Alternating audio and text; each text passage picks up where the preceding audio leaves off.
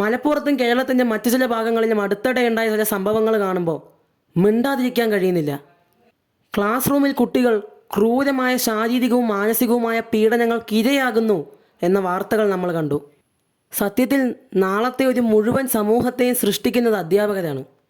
നാളത്തെ ഒരു നല്ല പോലീസിനെയും ഡോക്ടറിനെയും സൃഷ്ടിക്കുന്നത് അവരാണെങ്കിൽ, അതേ ക്ലാസ് മുറികളിലെ ചില മോശം അനുഭവങ്ങളാണ് ചിലരെ ഭാവിയിൽ വലിയ കുറ്റവാളികളായും മദ്യപാനികളായും എല്ലാം മാറ്റുന്നത്. ഒരു വിദ്യാർത്ഥി മുഴുവൻ ക്ലാസ്സിൻ്റെയും മുമ്പിൽ വെച്ച് അപമാനിക്കപ്പെടുമ്പോൾ അവിടെ അവന് നഷ്ടമാകുന്നത് അവൻ്റെ ആത്മാഭിമാനവും ആത്മവിശ്വാസവുമാണ്.